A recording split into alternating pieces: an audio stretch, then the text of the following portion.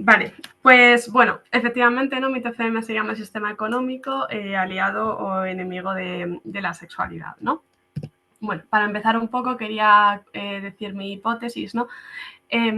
Vale, antes de nada, como que no hagáis mucho caso quizás a las imágenes que he ido poniendo, porque algunas son como más, ¿cómo decirlo? Como más irónicas, ¿no? Otras son como, pero que están ahí simplemente para darle estética, no significan nada en particular. Bueno, mi hipótesis básicamente es que el sistema económico capitalista, que en realidad no solo el capitalista, ¿no? Pero todos los sistemas económicos, influyen de manera directa en la vivencia de la sexualidad, afectando las dinámicas personales y sociales. Y que las dinámicas económicas no solo determinan las condiciones materiales de la vida, sino que también moldean las relaciones sociales, las expectativas de género y las formas en que se vive y se entiende la sexualidad. Esto no pasa solo con la sexualidad, ¿no? O sea, pasa con todos los ámbitos de nuestra vida. En realidad sería como, a ver, como que esto tiene un poco de diferentes disciplinas, ¿no? Pero bueno, dentro de la antropología económica, económica, lo que vemos es que efectivamente el sistema económico, el sistema de parentesco, bueno, todo está interrelacionado, ¿no? Y que pues existe una adaptación del ser humano al entorno y también una adaptación del entorno al ser humano, por así decirlo, ¿no? Bueno, esto lo iremos viendo también un poco a través de autores y autoras. Vale.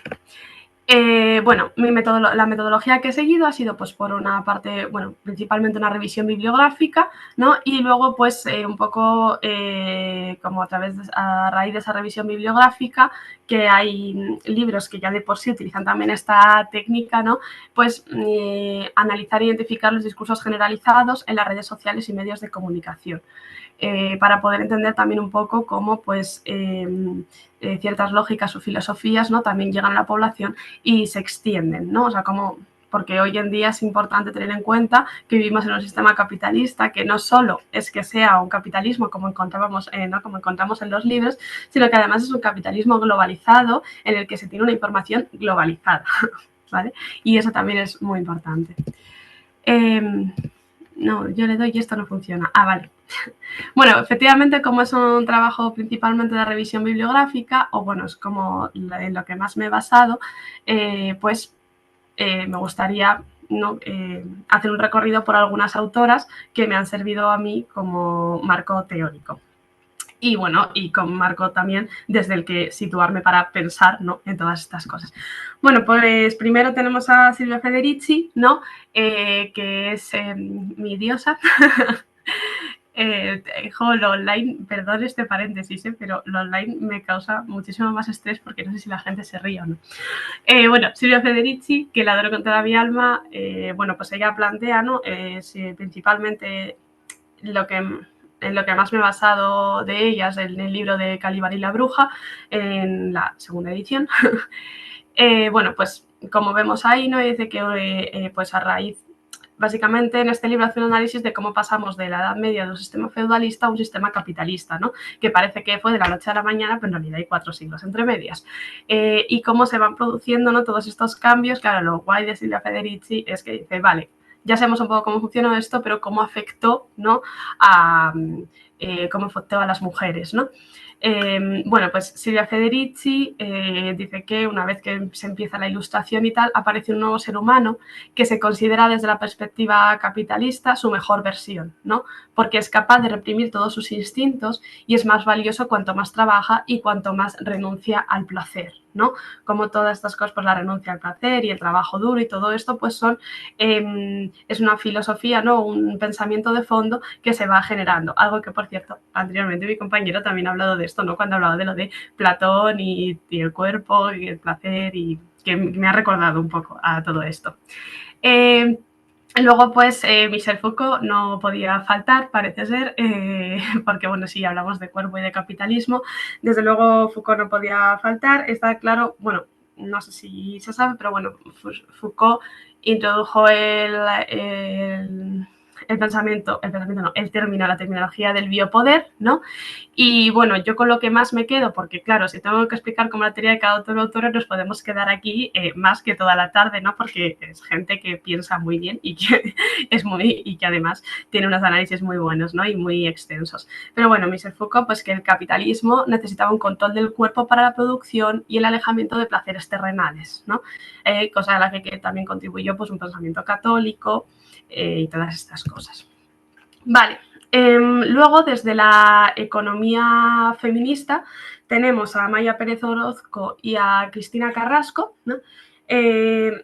Ellas dos, bueno, además las he puesto juntas porque básicamente defienden un poco lo mismo, ¿no? Que es que las relaciones humanas estén por encima del capital, ¿no? Y de la idea de la acumulación de la riqueza.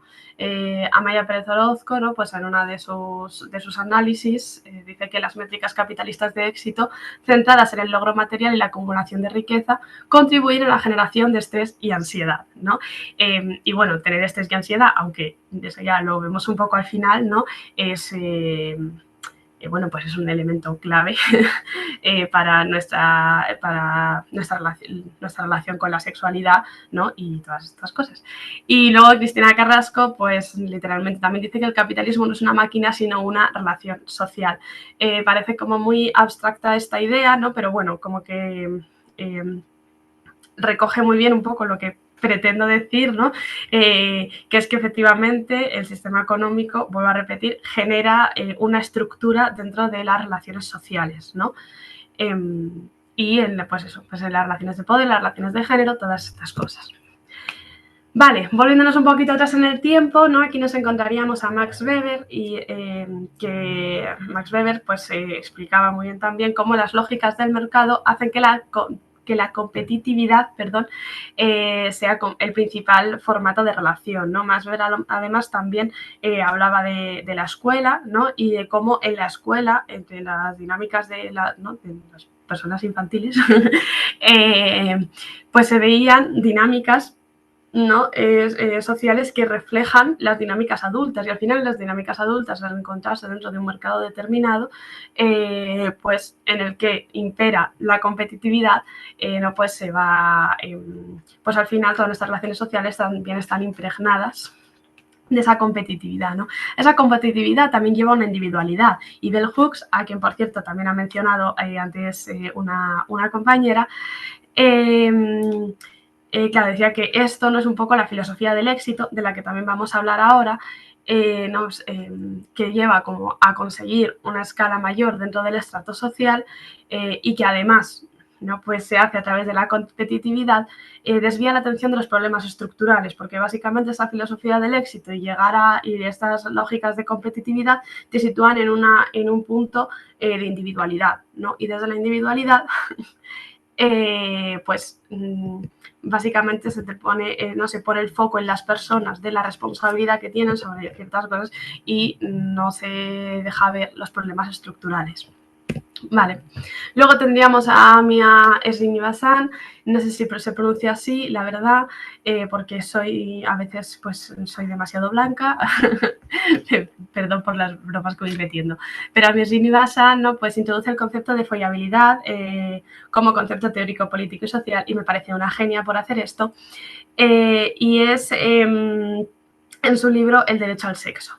¿Vale? Amir Srinivasan pues un poco también muestra cómo las dinámicas del mercado, dice muchas cosas en este libro y una de ellas es que las dinámicas del mercado y las dinámicas del pensamiento capitalista influyen en cómo nos relacionamos a la hora de buscar, ¿no? Tener relaciones sexuales y como pues tener mayor follabilidad, que sería pues como el bien más preciado dentro del mercado del mercado del sexo, ¿no? No estoy de acuerdo con estas terminologías, pero para que nos entendamos cómo funciona esta estructura, ¿no? Que tenemos, pues claro, la follabilidad sería como el bien mayor, ¿no? Que además está alimentado también todo esto pues, por toda una industria de la belleza, ¿verdad?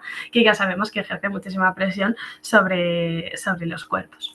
Y por último estaría Christine Gotze, que tampoco sé si se pronuncia así, que bueno, pues ella por ejemplo nos decía que cuando el Estado garantiza la seguridad social, las mujeres no tienen motivos económicos para permanecer en relaciones abusivas o en las que simplemente no quieren estar. Vale. Kristen Gotze, esto está sacado de su libro ¿Por qué las mujeres disfrutaban más del sexo bajo el socialismo? Y bueno, básicamente es un poco lo que dice, ¿no? Que cuando toda la estructura que te rodea te garantiza, pues un poco también, volveríamos a María Pérez Orozco, ¿no? Y Cristina Carrasco, eso, que cuando tú tienes una estructura alrededor que te garantiza un bienestar vital, ¿no? Tienes pues una capacidad de elección y que también te permite acercarte al placer desde otro punto de vista y sobre todo, pues eso, ¿no? Al final, en este caso, Kristen Gotze lo que demuestra es que, perdón, que me he trabado, vuelvo a repetir, Kristen Gotze lo que demuestra es que tener una libertad de elección, pues a la hora de elegir con quién poder mantener relaciones sexuales o si quieres o no quieres y todas estas cosas, parte también, ¿no? Pues a toda esta libertad no es como, ala, ahí la tienes, ¿no? Sino que tienes que tener unas condiciones materiales a tu alrededor que te garanticen, ¿no? Esa libertad. También la libertad de exploración, ¿no? De poder explorar, pues, qué te gusta, qué no te gusta, poder explorar el placer, todas estas cosas. Vale, bueno, pues esto era un poco, ¿no? Como, o sea, luego ha habido más autores y autoras a lo largo de mi TFM, pero creo que como que estas que he puesto son las principales en las que más he mencionado. Vale, luego tendríamos un poco, pues, qué es esta lógica capitalista de la que hablamos, ¿no? He encontrado como estos tres... vale, vean que es que estoy mirando que no se me vaya el tiempo. Vale, he encontrado como estos tres puntos, ¿no? Que, bueno, por una parte está el concepto del éxito, ¿no? Como ya hemos visto, del que también nos hablaba, pues, Bell Hooks. Vale, el concepto del éxito, pues, básicamente, ¿no? Es que, pues, el logro personal y profesional es lo que te da valor como ser humano, ¿de acuerdo? Y este valor personal y profesional se mide por, generalmente, nivel adquisitivo y que cumplas unas normas estipuladas, que además suelen ser heteronormativas, bueno, suelen ser, no, son heteronormativas, blancas, etc, etc, ¿no? Luego esa idea de la falsa meritocracia, ¿no? Pues eso venía acompañado, como he explicado antes, esa idea de la falsa meritocracia, ¿no? De pues te lo has ganado, que nos lleva a interiorizar la culpa ya que sea algo individual, ¿no? Aquí a mí me gusta también mucho, yo siempre pongo el ejemplo de pues cuando te pues salen esos anuncios, ¿no? Estas cosas que te dicen, oye, pues para ahorrar agua, dúchate 5 minutos menos todos los días, ¿no? Y dices, ya me lo estás pidiendo a mí, pero es que yo me duche 2 minutos menos todos los días no hace nada en comparación con que fábricas enormes textiles a lo mejor no contaminen el agua, ¿no? O cambien sus sistemas de producción, todas estas cosas. Entonces, bueno, pues ahí también, ¿no? Este concepto de la individualidad. Vivir o sobrevivir lo he llamado así, pues porque, bueno, al final es verdad que se tienen que dar unas condiciones básicas, como decía Kristen Gotze, y una cosa que planteo en el TFM y que yo creo que nos tenemos que plantear es, ¿realmente las tenemos, no? Vale, pues, por ejemplo, ¿no? Ahora estamos viendo cómo, de hecho, hace poco, pues Sastre, no sé si le conocéis, de la SER, un periodista muy bueno, lo decía, ¿no? En un podcast que tiene, decía esto, ¿no? En plan de, claro, están subiendo muchísimo los alquileres, ¿no? Por poner un ejemplo, y cobramos menos cada vez, ¿no? Entonces, al final, se está creando a nuestro alrededor y ¿no? Y nos vemos obligados y obligadas a estar en un sistema que nos obliga a sobrevivir y no a vivir, ¿no? Porque hay cosas básicas de lo que se consideraría una buena vida, a las que no tenemos un acceso, ¿no? Por así decirlo. Vale.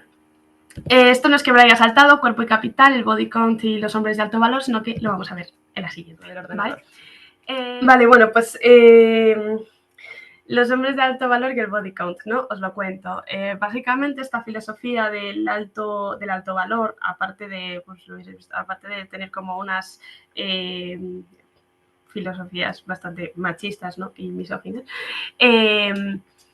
lo que, o sea, siguen una tradición de roles de género muy estricta, siempre hablan de parejas heterosexuales porque no dan opción a otra cosa, ¿no? Y pues eso lo que dice básicamente es que tienes que ser capaz de proveer, ¿no? A tu pareja y que además tienes que, o sea, y que tienes más valor cuanto más te acercas a un estatus social determinado, ¿no? Pero nunca pues se habla de cosas básicas para la vida, no sé, como los cuidados, el cariño, ¿no? Todas estas cosas. Y luego el body count es una, por cierto, hay una C que sobra, perdonadme. El body count es pues algo que se puso de moda hace no mucho y bueno, además está basado en una justificación biológica. Y bueno, el body count para lo que sirve es como para contar, ¿no?, las personas con las que te has acostado, ¿no? Y obviamente aquí también vemos una perspectiva muy machista, en el sentido de que pues siempre se le pregunta a mujeres cis, ¿no? Siempre se les pregunta cuál es su body count, ¿no? Y siempre se dice desde los hombres de alto valor que tienen que buscar una pareja que tenga un body count bajo, pues que no se puede haber acostado con muchas personas, ¿no? También al final tenemos esa idea de los cuerpos como que se desgastan, como objetos, como valores de mercado, ¿no? Y la idea de las personas de alto valor y el body count es un claro reflejo, ¿no?, de todas estas cositas pues que estaban ahí y que van saliendo a la luz con esto. Luego vuelvo a poner aquí a Mia Srinivasan cuando habla de ligar en las aplicaciones, ¿no? Porque, bueno, pues con todo esto del tema de la follabilidad, pues a Mia Srinivasan lo que bueno, plantea, ¿no?, un estudio que se hizo, y entonces pues que había en aplicaciones de ligar, en este caso aplicaciones de ligar para personas gays, pues estas personas como que cambiaron los perfiles, ¿no? Y entonces personas que eran racializadas, ¿no?, pues de repente tenían un perfil que no era racializado y decían, ala, es que ligo muchísimo más. Y las personas que no eran racializadas y de repente tenían un perfil de una persona racializada, decían, pero no puede ser, si es que no me dan like, no hay nada, ¿no? También con cuerpos gordos y flacos, ¿no?, como que hicieron esto con muchos estigmas y efectivamente pues vieron que también, ¿no?, pues que al final hay una dinámica del mercado en la que la belleza es como el valor máximo, ¿no? Y que, bueno, pues que es la dinámica que funciona en todo esto, ¿no? Vale, una vez que se hace todo este recorrido, ¿no?, por, bueno, cómo funciona la filosofía, la lógica capitalista, en qué nos arrastra, cómo afecta en nuestras relaciones sociales, que no sé si estoy explicando muy bien, a mí me pareció bien pararme a plantear, ¿no?, que cuáles serán las condiciones para una sexualidad sana. Voy a ir súper rápido. Bueno, pues por una parte, autonomía y consentimiento, ¿no? Tener claro que tenemos derecho al placer, pero claro, bajo una filosofía del esfuerzo y el sufrimiento, ¿no? Como al final, pues vale la pena, ¿no? Vale la pena que trabajes 10 horas al día durante X tiempo porque luego vas a tener un chale. Todas estas cosas, ¿no? Pues el derecho al placer como que desaparece por completo. La igualdad, obviamente, bueno, vemos a nuestro alrededor que eso de la igualdad pues no existe mucho, ¿no? Hay unas relaciones de poder que además están interseccionadas, etc. La salud sexual, ¿no? Bueno, la OMS dice que es un bienestar físico, emocional, mental y social, ¿no? Con lo social me gustaría enlazarlo con el tema de la educación sexual integral, que no voy a parar porque durante toda la tarde ya se ha hablado de la educación sexual integral y que, bueno, que la educación sexual además no es solo una educación consciente y como practicada. La educación sexual también se da pues como toda educación, ¿no? Además, también entra dentro de la socialización, ¿no? Cómo nos relacionamos, todas estas cosas. Vale, dificultades sexuales y capitalismo. Bueno, al final del TFM, ¿no?, como que hago, vale, ¿qué tiene que ver todo esto con la terapia sexual y todas estas cosas? Bueno, pues que me paré un poco a mirar las razones que se veían a ciertas dificultades sexuales, ¿no? Y cómo estas razones sí que estaban realmente influenciadas por el capitalismo, ¿no?, y por el sistema económico. Por una parte, el deseo sexual inhibido, bueno, ¿no?, que pone que las razones principales pues es la estereotipización de los roles de género, la presión que existe de los mitos y luego que está habiendo un cambio de los roles, pues como nos decía Gotze, ¿no?, de que pues efectivamente cuando las mujeres empiezan a tener cierto nivel adquisitivo también, ¿no?, pues reclaman un poder, obviamente, ¿no? Bueno, las mujeres, y en este caso podríamos entrar en muchísimas otras, ¿no?, ámbitos de la sociedad que no tienen ese poder adquisitivo, ¿no? Pues sí, pues eso, colectivos LGBTI, porque, ¿no? Personas racializadas, migración, etc., ¿no? Bueno, dificultades en la excitación, las mayores sería estrés, ansiedad, y también consumo de antidepresivos, ¿no? La dificultad del orgasmo de personas con vulva. He puesto socializadas como mujeres, no me refiero a socializadas externamente, sino que ellas mismas hayan socializado como mujeres, porque una cosa es lo que la sociedad te dice y otra cosa es lo que tú identificas. Entonces, me parecía importante añadir esto, y cuando digo socializadas como mujeres me refiero a que han vivido su socialización como mujeres, ¿vale? No sé si esto está bien o mal, pero me parece importante. Bueno, aquí, por ejemplo, uno de los mayores mitos es el amor romántico, ¿no? Y la monogamia. O sea, y dentro del amor romántico estaría la monogamia, ¿no? Y bueno, pues también el cambio de estructura en la familia, o esa idea de familia, poco a poco, aunque sea muy poquito, ¿no? Pero vemos que hay nichos en los que está cambiando, y yo creo que una de las razones principales también es, bueno, primero, la necesidad que sentimos, ¿no? Y luego también el hecho de no poder vivir, ¿no? Pues hoy en día no te puedes permitir seguramente que dos personas paguen un piso, ¿no? Un alquiler de un piso, o muy poca gente se lo puede permitir. Dificultades en el orgasmo de personas con penis socializadas como hombres, ¿no? Bueno, pues esto igual que antes, pues la idea de proveedor, tal, y de vivirlo como un fracaso, ¿no? Y pues si tenemos esta ideología del éxito, pues claro, al final se junta todo. Y luego vaginismo, he puesto esa imagen, ¿no? Está bastante taposta porque los vaginismos también se dan mucho por esa idea del dolor, ¿no? De que va a doler. Y los cuerpos con capacidad de menstruación y capacidad reproductiva, no, perdón. Bueno, estos cuerpos siempre han estado asociados al dolor, ¿no? Y se ha dado por hecho que tenemos que vivir dolor, siempre ha estado como justificado el dolor de estos cuerpos, y entonces, bueno, pues estos mitos también contribuyen, ¿no? Vale, aunque es que tengo la sensación de que me estoy dejando un montón de cosas, y bueno, efectivamente así es. Vale, por último estaría la clase social y el derecho a la salud, ¿no? Bueno, pues como que me he fijado en tres cosas que sí que puedo relacionar directamente con la clase social, que son las que más afectan pues a tener ciertas dificultades sexuales, ¿no? Y bueno, por una parte está el consumo de drogas y alcohol en el Edades de 2023, que es un informe hecho por el Ministerio de Sanidad. Demuestra que hay una clara relación entre el consumo de drogas y alcohol y la clase social, no tanto en la cantidad, sino en la forma de consumirlo. Sobre todo separado en el tiempo y todas estas cosas. Luego, bueno, pues fármacos antidepresivos. En 2022 se recogía una cantidad de 98 dosis diarias por cada 1.000 habitantes. En 2024 es el 40% de los jóvenes que están siendo atendidos por salud mental, el 40% les recetan fármacos antidepresivos. Y también, pues, los estudios, ¿no? Bueno, expertos en todo esto dicen que el estrés financiero y las dificultades económicas es una de las mayores razones que llevan al estrés y la depresión.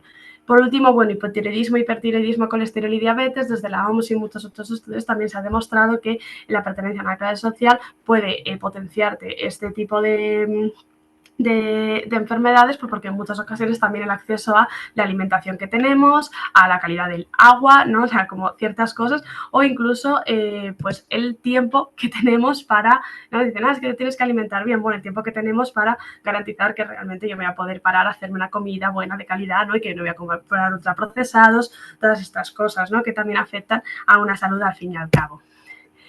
Bueno, entonces, las conclusiones. Uy, súper mal de tiempo. Vale, las conclusiones. Y bueno, he puesto conclusiones y preguntas porque mis conclusiones en mi TFM no son como esas son mis conclusiones, sino que también hago muchas preguntas, ¿no? Bueno, por una parte estaría que la generación que hemos nacido en los años 90 y posteriores, somos, sobre todo las generaciones de todos los años 90, somos una generación a la que se nos prometió el cielo, y de crisis tras crisis hemos visto que no. Y creo que eso, pues, a mí no. Ay, ¿cómo se llama esta mujer? Amaya Pérez también lo dice, ¿no? bueno, pues que efectivamente esa incertidumbre, ¿no?, de saber qué va a pasar, de tal, pues nos genera unos niveles de ansiedad, no tener acceso pues a poder comprarnos una casa, tal. Se supone que a los 30 años íbamos a tener ciertas condiciones de vida que finalmente no tenemos y que hemos visto como poco a poco se ha ido desvaneciendo. Es un malestar general, que me lleva al segundo punto, que serían los antidepresivos, ¿no? Bueno, está aumentando a unos niveles increíbles el consumo de antidepresivos y de ansiolíticos. Y claramente se está demostrando, al menos bajo mi punto de vista, que es un malestar social, ¿no? Por último, el nivel adquisitivo. Tener más nivel adquisitivo siempre va a facilitar un montón de cosas, pues como por ejemplo que los cuidados, ¿no?, que no están remunerados, pues los puedas como subcontratar, ¿no?, por así decirlo. Y eso te va a dar más tiempo, te va a dar una tranquilidad que generalmente la clase obrera pues no tiene. Y además generalmente también las clases más altas pues trabajan menos tiempo o su hora cuesta más, ¿no?, de trabajo. Y es demostrado pues que la clase obrera, la hora cuesta menos, entonces tienes que trabajar más horas, menos dinero, y además, ¿no?, hacerte cargo de todos los cuidados que no están remunerados ni contemplados en este sistema económico. Bueno, y por último estaría que poner el foco en vivir mejor, ¿no? O sea, en vivir bien y no en sobrevivir. O sea, que el sistema económico entero debería garantizar una buena vida, por así decirlo. Pues no sé, que a lo mejor poder salir a tomarte unas tapas con tus amigas también es una necesidad básica, ¿no? No es una necesidad básica que tengas un pan que valga la boca. He puesto preguntas, aunque aquí solo he puesto una, pero es verdad que me hago varias preguntas, pero bueno, aquí sí, como la más esencial sería que si podríamos afirmar que provocando un cambio en el sistema económico para que pusiera en el centro la vida, obtendríamos una relación más positiva de nuestra sexualidad. Bueno, yo creo claramente que sí, porque efectivamente pues, se pone en el centro que la vida va mucho más allá que de la mera supervivencia, ¿no? Sino que vivir una vida con placer debería ser también un derecho básico, aunque a lo mejor pide demasiado.